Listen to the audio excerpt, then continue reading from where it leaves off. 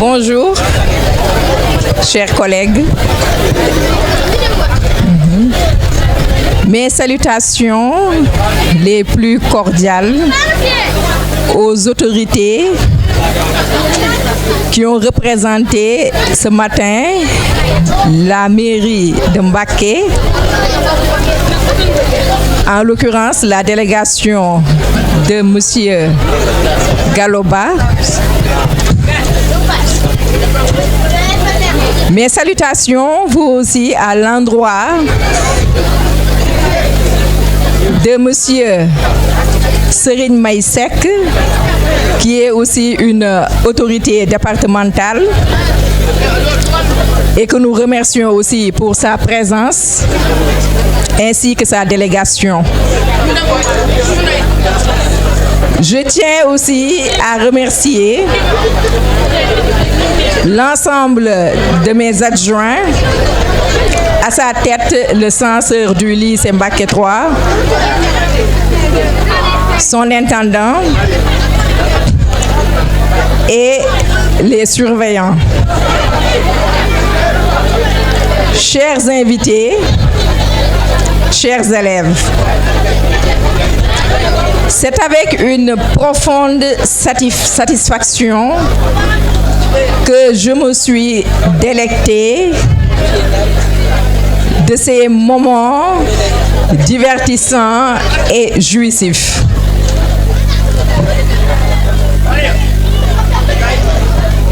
Depuis hier, comme nous pouvons le constater à travers les diverses prestations, nous pouvons dire que le lycée Mbacké 3 regorge de talent.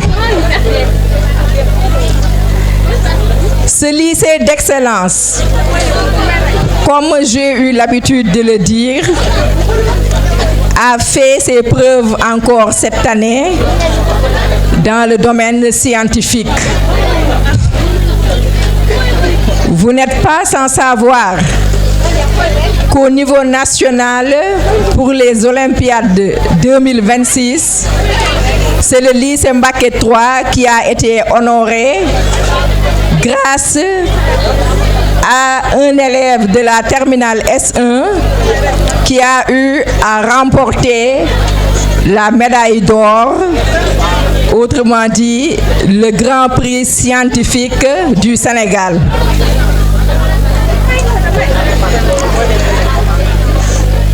Et je tiens à préciser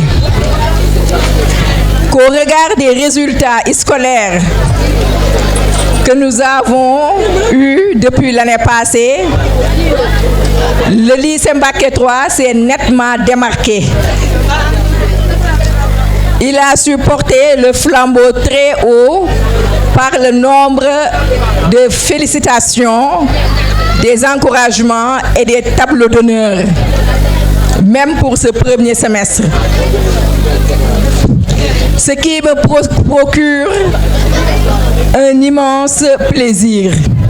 de collaborer avec des agents qui sont excellents, avec des agents qui sont consciencieux de leur travail et surtout avec des élèves qui sont très studieux. Comme j'ai l'habitude de le dire, au lycée Mbacké 3, c'est à partir de nos performances scolaires que nous pouvons honorer les parents, mais aussi les professeurs et partant l'administration.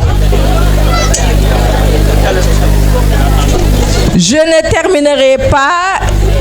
sans remercier, puisque la répétition elle est pédagogique, Monsieur Serigne May Seck, pour surtout sa reconnaissance. L'année passée, il nous avait honoré de sa présence. Et cette année aussi, il est revenu nous accompagner dans nos activités socio-culturelles. Non seulement en présentiel, mais aussi et surtout sur le plan matériel et financier. Depuis l'année passée, c'est lui qui s'occupe de tout le matériel durant nos journées culturelles. Il pouvait bien s'en démettre, mais il ne l'a jamais fait. Et je tiens, M. Seck, à vous dire du fond du cœur que nous sommes derrière vous, que nous ne vous abandonnerons jamais.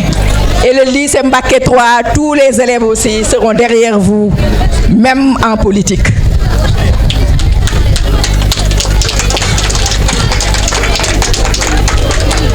Je réitère aussi mes remerciements à l'endroit de tous mes collaborateurs, les excellents professeurs du lycée Mbacké 3. Mon discours aujourd'hui n'est pas exhaustif parce que j'ai jugé tout simplement dire l'essentiel parce que les résultats sont suffisamment parlants. Je vous remercie, que la fête soit belle. Merci de nous honorer de votre présence qui nous touche beaucoup. Voilà, comme vous le savez, nous avons fait certaines prestations que vous avez pu apprécier et nous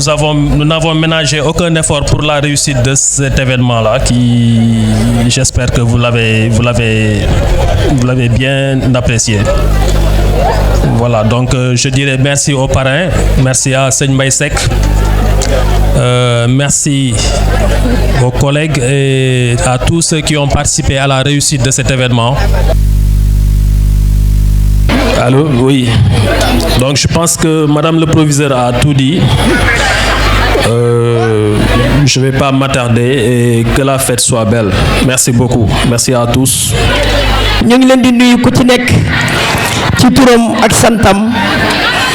di siyaar bu baax a baax ñi nga xamante ni ñoo nekk fii ci école Mbacké 3 di siyaar bu baax madame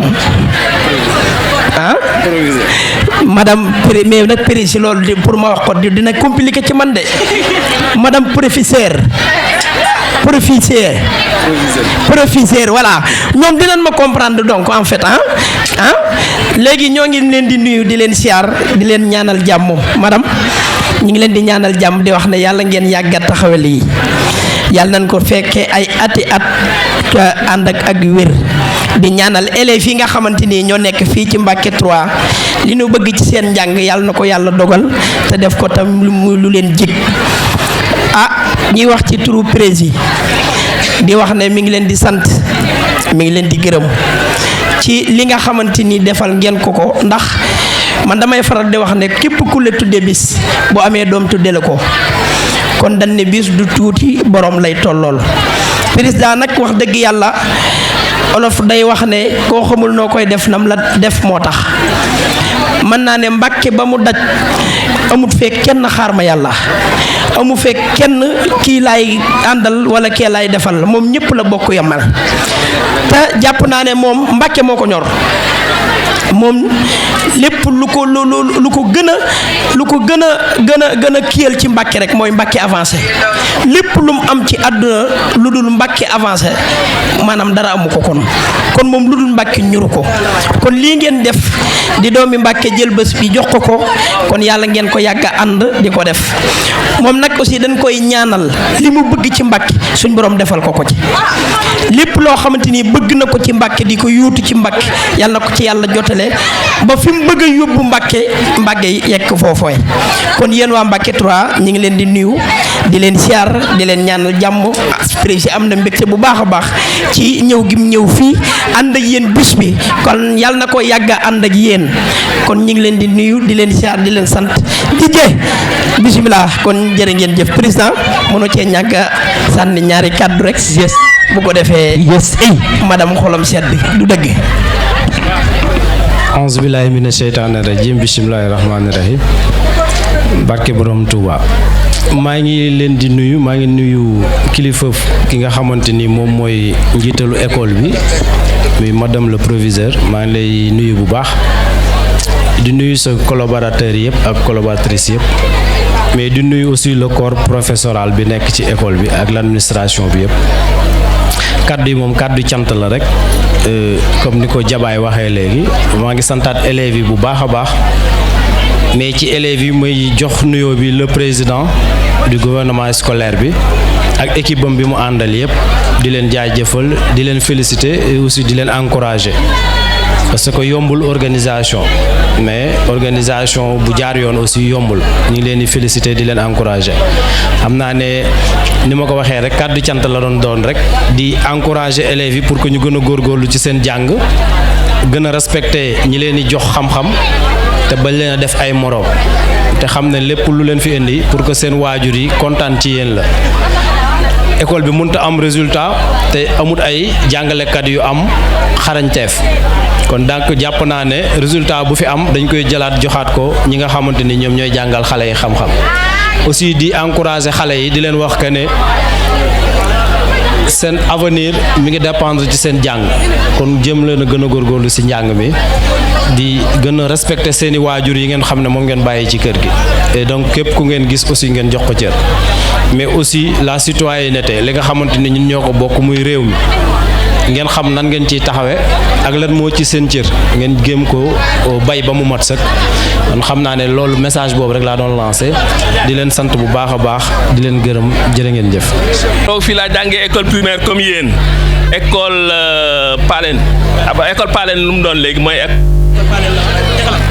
non école Cheikh Ibra Fall école Palen waaw foofu laa jàngee école primaire. jóge fa boobu temps yooyu Mbàkke amutoon lycée defe naa ne CM la amoon donc ñu doon def lycée ak CM bi presque dañ leen a jaxase woon donc foofu laa defe woon BFM lañ ko tuddee après dem Dakar lycée Limamoulaye après dem jàngi France ak Suisse ak États-Unis doon liggéey États-Unis ak Suisse presque fanweeri at après ñibbisi nag Sénégal doon directeur général de l'Institut national du pétrole et du gaz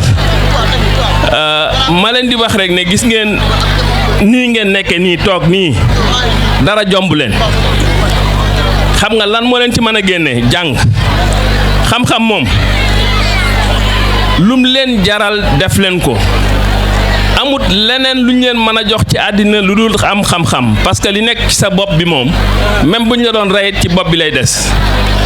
maa ngi leen di surtout jigéen ñu ndaw ñi xam nga dañuy wax naan jigéen ñi ñun ba ñu doy xale di ko bàyyi ci waañ weeg yu demee noonu bañ leen loolu man nga ne nekk ci waañ wi di jàng surtout série scientifique yi xam nga jigéen ñu bëri série scientifique yi vraiment dañ ci am facilité yu bare donc il faut ngeen persévérer pour mën ci génn ma leen di wax ne Sénégal fi mu toll léegi mooy Sénégal trouvé nañ ci pétrole ak gaz bu bare nga xam ne si sénégalais yi ci boppam ñoo ko moom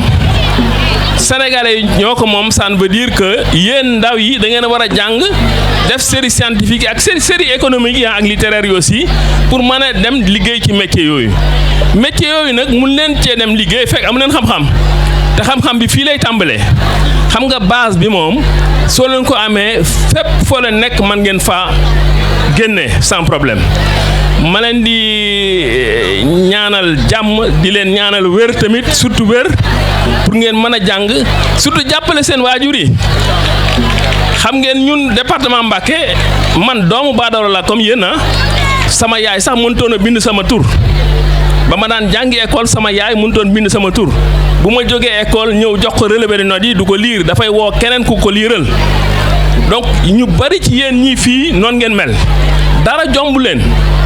na ngeen ni ma def nii ba mën cee génn ba mën a dem di yilif tubaab yi liggéey ci tubaab yi liggéey Amérique liggéey fépp kenn ku ci nekk ci yéen ñii mën na ko li leen koy may rek mooy jom ak jàng voilà loolu daal laa leen bëggoon a sant ngeen jàpp ci seen lycée bi gis naa lycée bi ni mu demee nag lycée bi moom ca dëgg-dëgg jar na jàppale te lii moom danaa def plaidoyer bi que lycée bi ñu jàppale leen man nag ci sama dooley bopp lu ma ci man incha allah dinaa ko ci def jërëjëf. Bonsoir chers internautes Baol TV officiel salaamaaleykum. internet yi mbokk yi bàyyi xel Baol TV tey jii nag. maa ngi lay siyaar bu baax a baax waa Baol TV ca Baol yàlla. waay tey télé bu mag. si bu mag kenn du yéen Baol TV. dama ne fi lay leere. dëgg la de na ñëpp daw ñëw Baol TV fi lay leere.